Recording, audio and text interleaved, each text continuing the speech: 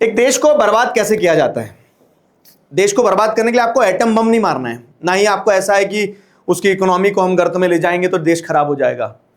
वहां सबसे तो ओवरकम कर सकता है आदमी, लेकिन अगर एक देश को बर्बाद करना ही है ना, तो आप उसकी जो शिक्षा प्रणाली है, जो पूरा का पूरा एजुकेशन सिस्टम है, उसको खराब कर दो and I can assure you वो देश खराब हो जाएगा। क्यों? क्योंकि ऐसे एजुकेशन सिस्टम से जब इंजीनियर्स बनेंगे ना, तो वो जो पुल बनाएंगे वो पुल ढह जाएंगे। इस एजुकेशन सिस्टम से जब डॉक्टर्स निकलेंगे ना, तो कभी पेशेंट्स को बचा ही नहीं पाएंगे। और गर्त में गए हुए एजुकेशन सिस्टम से आप अगर जिन पॉलिटिशियंस को बाहर निकालोगे तो वो पॉलिटिशियंस देश बेच देंगे। नमस्कार, मेरा नाम है दिगराज सिंह राजपूत और मैं एक शिक्षक हूं। पिछले 10 साल से ज्यादा हो गए, इनफैक्ट 10 सालों से मैं बच्चों को पढ़ा रहा हूं।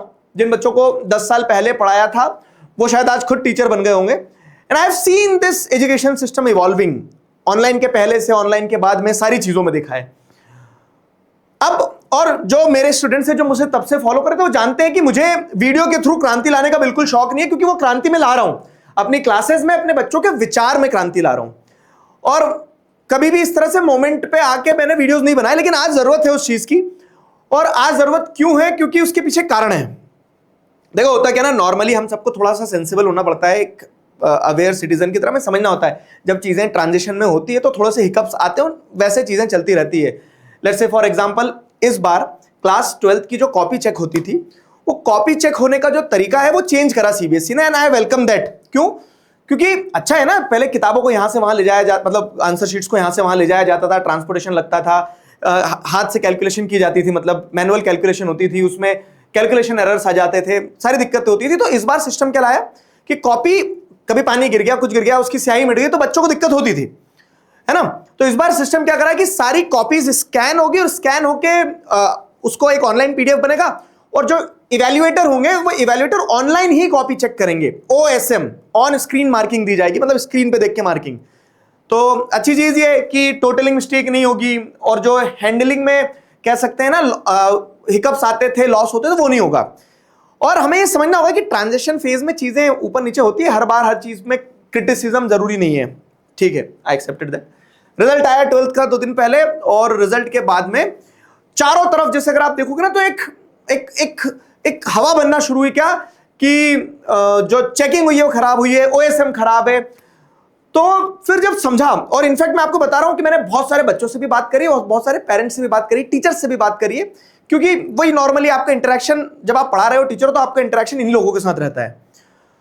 तो अब इन सारी चीजों को देखने के बाद ये वीडियो में दो कारणों से बना रहा हूं। एक तो ये OSM वाली चीज, क्योंकि मेरे बच्चे हैं, क्लास 12th का एग्जाम दिया उन्होंने, तो अगर मैं उनके लिए आवाज नहीं उठाऊंगा तो फिर मेरा टीचर होना थोड़ा शायद मुझे वहां पे क्या बोलते हैं ना, क्वेश्चन मार्क आ रहा है। और जैसे मैं हमेशा बताते भी आया क्या कि एक डरा हुआ शिक्षक रीढ़-विहीन समाज ही पैदा कर सकता है और कुछ नहीं।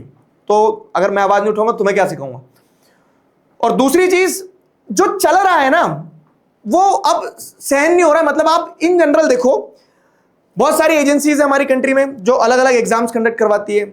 आप NTA को देख लो, तो अब चाहे नीट का एग्जाम हो, SSC का एग्जाम हो, CVT का एग्जाम हो, हर बार एग्जाम में दिक्कत आ रही है। हमें पता है कि हमारा पॉपुलेशन साइज बहुत बड़ा है, हमें पता है कि हमारे देश में बहुत सारे स्टूडेंट्स हैं, इतने रिसोर्सेज को मैनेज करना प्रैक्टिकली तो पेशेंस रखते हैं, ऐसा नहीं है लोग कॉपरेट करते हैं। आप समझो, आप लार्ज स्केल पे देखोगे तो हर व्यक्ति कॉपरेट करता है, लेकिन समस्या यह आती है कि ये पूरा, मतलब इतनी चेकिंग हो रही है, बॉटल ट्रांसपेरेंट ले जाना होगा, लेकिन वो सिस्टम में ट्रांसपेरेंसी नहीं है।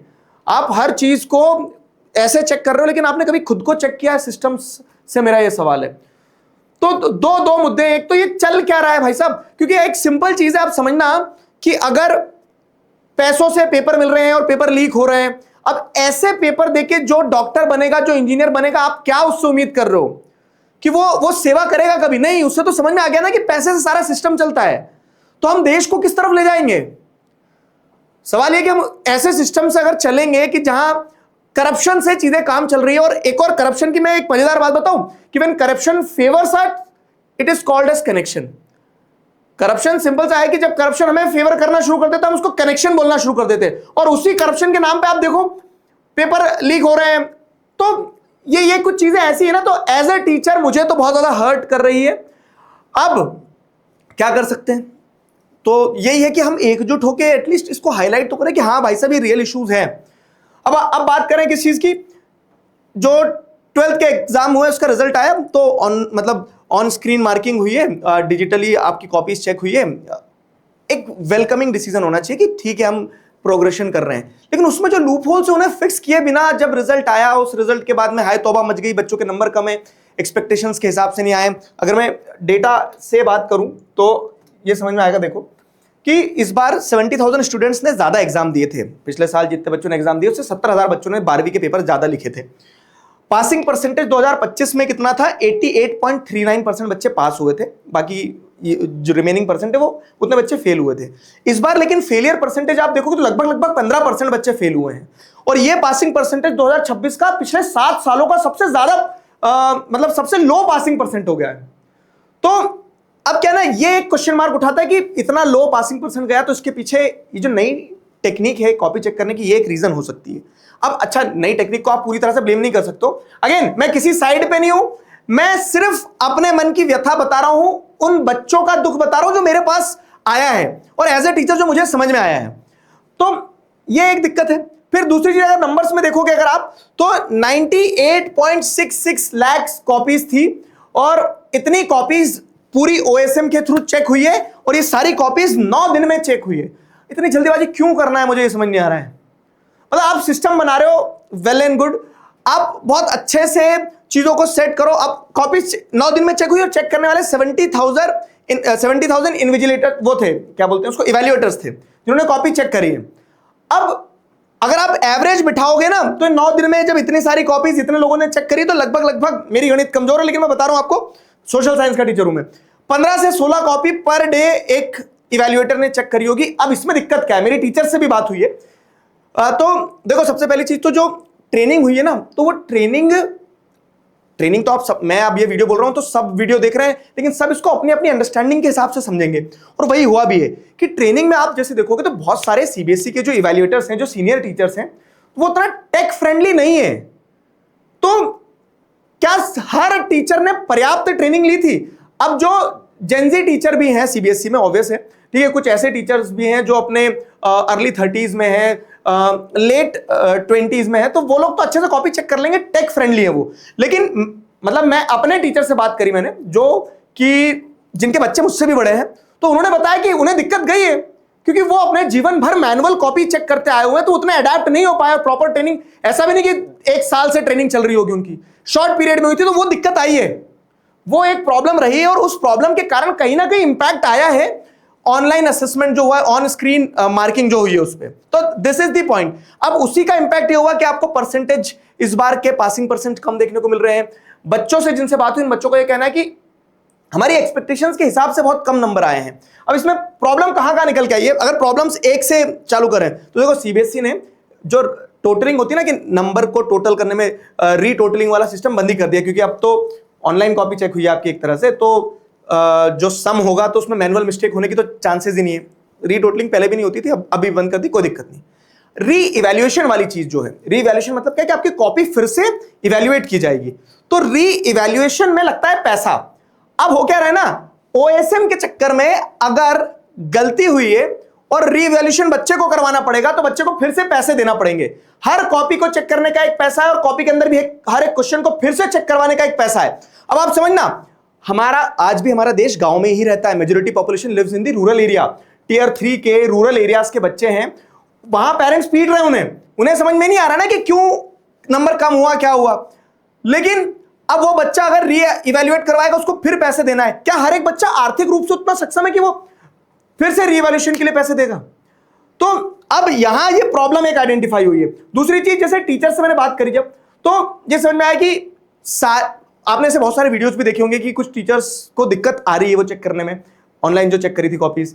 अगली चीज क्या है कि कहीं स्कैन करके डालना था कॉपी आपके पास फिजिकल कॉपी नहीं है, स्कैन करके डालना है तो ब्लर हो गई है, समझ में नहीं आ रहा ना क्या लिखा है स्क्रीन पे, और फिजिकल कॉपी में आप देख पाते हो।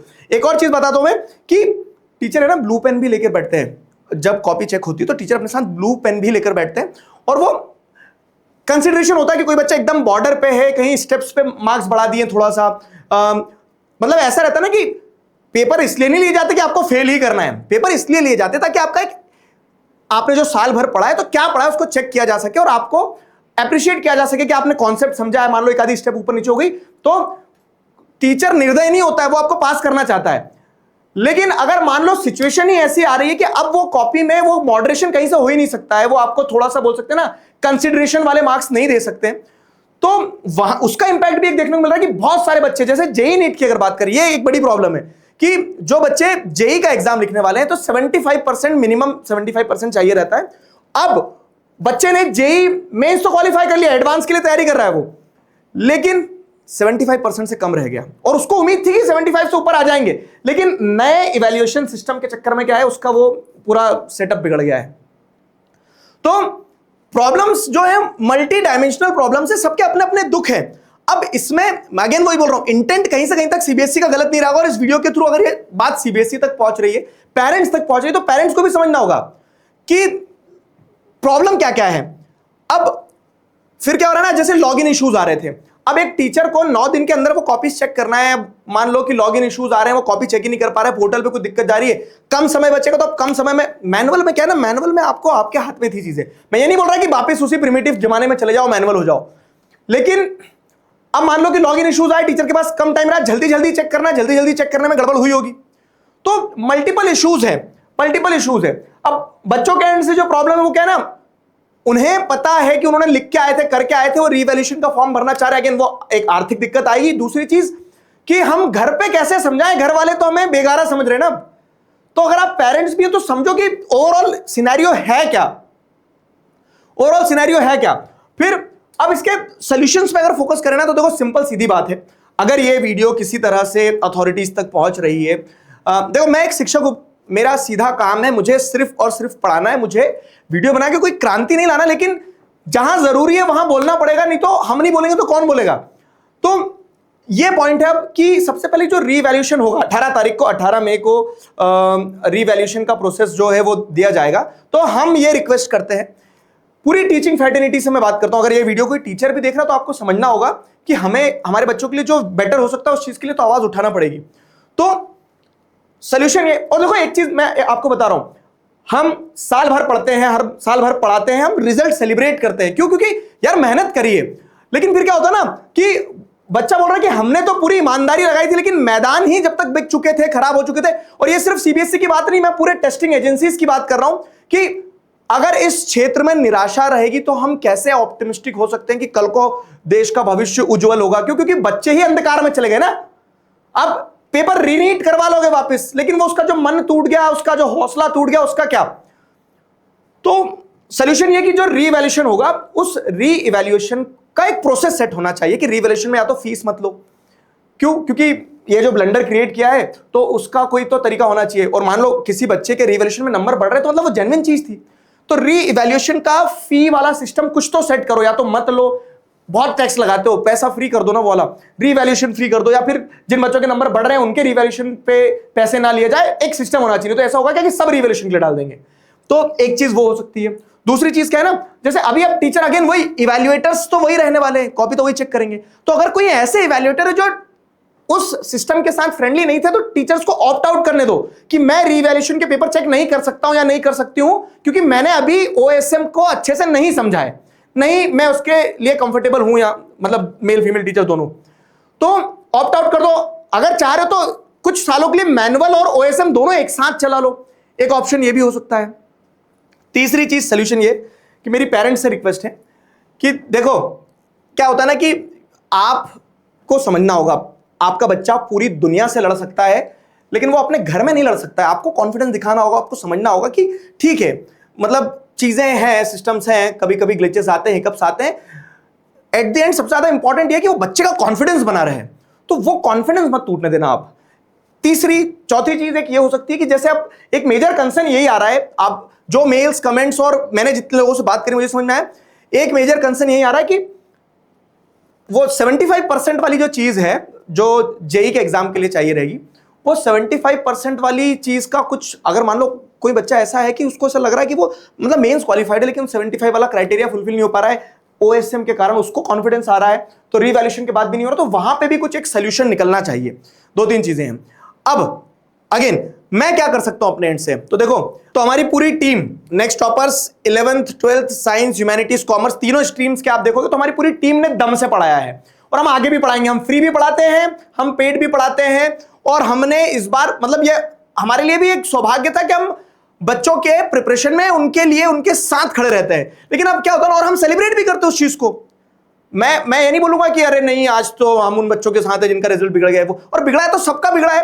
पर पॉइंट ये है कि जब ऐसा होता है ना कि यार कुछ बच्चे, जैसे एक एग्जांपल के तौर पे एक दृष्टिबाधित बच्ची है, उसने बहुत अच्छा सिक्योर किया है नंबर, तो हम उस चीज के लिए बहुत खुश भी हैं। एक बच्ची है जिसने कैंसर सर्वाइव किया, 12th के रिजल्ट की बात कर रहा हूं मैं, 12th कॉमर्स की, और उसने बहुत अच्छा स्कोर किया है। मतलब उसने जो भी स्कोर किया वो हमारे लिए तो बहुत बड़ी बात है।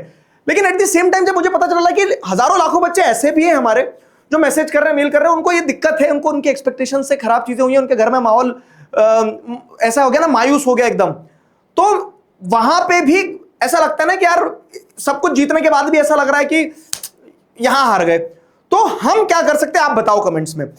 और मैं पूरी टीचिंग फैटर्निटी से रिक्वेस्ट करता हूं कि इट्स नॉट अबाउट कि चलो नेता बनते हैं, इट्स ऑल अबाउट कि हमें यहां स्टैंड साथ में लेना होगा, हमें स्टैंड साथ में लेना होगा और एक प्रैक्टिकल सोल्यूशन की तरफ सोचना होगा कि, और जैसे मैंने आपको बताया ना कि दो एजेंडा है। एक तो मैं निराश हूं इस चीज से कि चल क्या रहा है देश में, किसी से पेपर कंडक्ट नहीं हो पा रहे, ढंग से लीक हो जा रहे हैं, और जो करवा रहे हैं उनसे चेक नहीं हो पा रहे हैं। और अगर ऐसा ही चलता रहा तो जो मैंने स्टार्टिंग में बात बोली कि देश गर्त में तब जाएगा जब वहां की शिक्षा प्रणाली गर्त में जाएगी। बाकी सारी चीजें हम बना लेंगे, मैं आपको बता रहा हूं। इनफैक्ट हम भूख सह सकते हैं, हम गरीबी सह सकते हैं, लेकिन अगर हम शिक्षा से सशक्त हो रहे हैं और वो शिक्षा ही मिलावट वाली है ना, तो वो वहां वो नहीं सह पाएंगे और वहां कैसे फाउंडेशन बनाओगे आप।